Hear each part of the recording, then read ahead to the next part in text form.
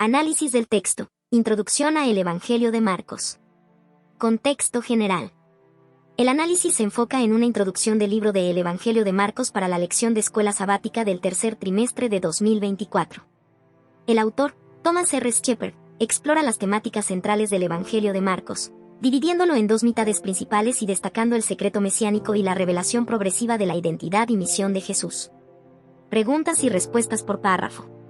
Primer párrafo. El secreto mesiánico.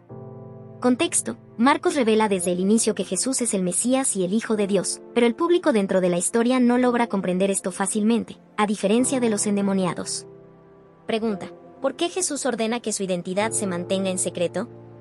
Respuesta. Aunque se sabe desde el principio quién es Jesús, su identidad se mantiene en secreto como parte de un motivo teológico que combina secreto y revelación, culminando en una revelación sorprendente.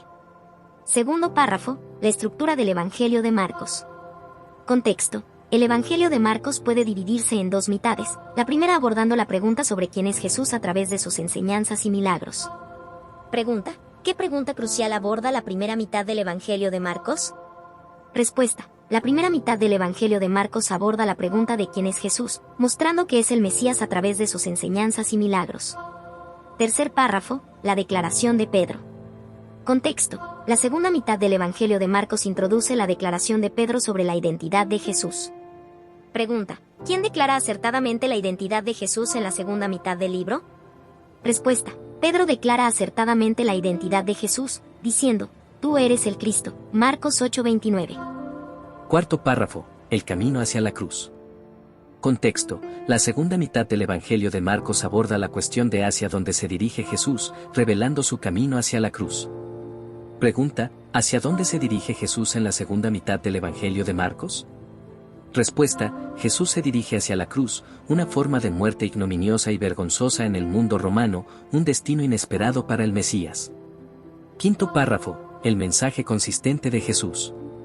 Contexto. A pesar de la incomprensión de sus discípulos y los desafíos que enfrenta, Jesús mantiene un mensaje claro sobre su destino y su significado. Pregunta. ¿Qué mensaje mantiene Jesús a lo largo del Evangelio de Marcos? Respuesta. Jesús mantiene un mensaje claro y consistente sobre su destino, enfatizando su muerte y resurrección y el significado de su sacrificio. Sexto párrafo. La lucha y la resurrección. Contexto. Jesús enfrenta una gran lucha emocional en Getsemaní y expresa desesperación en la cruz, pero la historia no termina ahí.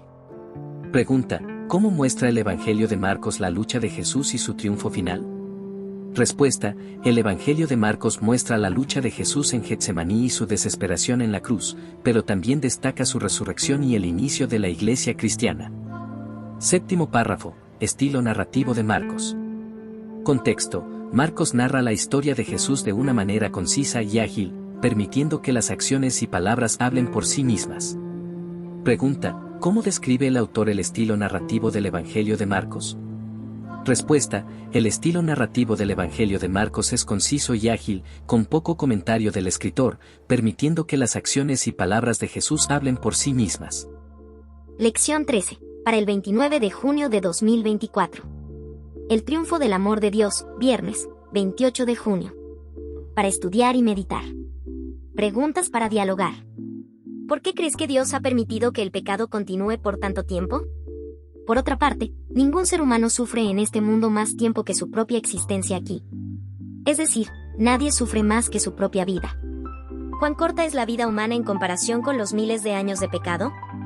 ¿Cómo podría ayudarnos esta perspectiva a abordar la difícil cuestión del mal? Respuesta. Permiso divino del pecado. Dios ha permitido que el pecado continúe por tanto tiempo para que se pueda manifestar completamente su naturaleza y consecuencias. Esto asegura que todos los seres inteligentes comprendan el carácter destructivo del pecado y la justicia de Dios al enfrentarlo. La paciencia de Dios refleja su deseo de que todos tengan la oportunidad de arrepentirse y ser salvados. Segunda. De Pedro 3:9. Comparación de la vida humana. La vida humana, comparada con la historia del pecado, es extremadamente corta. Esto puede ayudarnos a mantener la perspectiva correcta sobre el sufrimiento y la justicia. Aunque el mal y el sufrimiento pueden parecer interminables en nuestra corta vida, la promesa de la eternidad con Dios nos ofrece esperanza y consuelo. Abordar el mal. Esta perspectiva nos ayuda a confiar en la justicia y la misericordia de Dios, sabiendo que Él tiene un plan más grande y un propósito final para erradicar el pecado completamente. Nos recuerda que nuestro sufrimiento es temporal y que Dios, en su amor y justicia, finalmente resolverá todo mal y sufrimiento en la eternidad. ¿Cómo encaja el periodo de 1000 años conocido como el milenio en el plan de salvación? Piensa en lo que dice sobre el carácter de Dios. Tan solo cuando todos los redimidos hayan tenido la oportunidad de ver la justicia, la equidad y el amor de Dios, el juicio final, el castigo final, caerá sobre los perdidos. Respuesta. El milenio en el plan de salvación. El milenio es un periodo crucial en el plan de salvación donde los redimidos revisarán los registros y verán por sí mismos la justicia y la equidad de Dios en sus juicios. Apocalipsis 20, 4-6. Este tiempo permite una transparencia completa y una comprensión de las decisiones divinas, reafirmando la justicia de Dios. Carácter de Dios. Este periodo muestra que Dios no desea que nadie sea destruido sin una oportunidad justa de juicio y revisión. Al permitir que los redimidos revisen los registros, Dios demuestra su transparencia, equidad y amor, asegurándose de que todas las decisiones sean comprendidas y aceptadas. Juicio final. Solo después de que todos los redimidos hayan tenido la oportunidad de ver la justicia de Dios, se llevará a cabo el juicio final y el castigo final caerá sobre los perdidos. Apocalipsis 20, 7-15. Esto asegura que el carácter de Dios sea vindicado y que todos los seres inteligentes reconozcan su amor y justicia.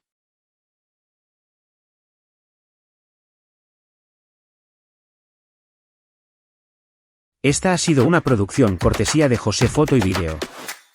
Para fotografías y grabaciones de conferencias y otras reuniones o eventos importantes. Correo electrónico josefotoyvideo@hotmail.com o mensajes al WhatsApp +507 66 74 11 56. Atención, si dices que te enteraste por una de estas redes sociales, recibe un descuento del 10% sobre el costo base del paquete escogido. Te esperamos.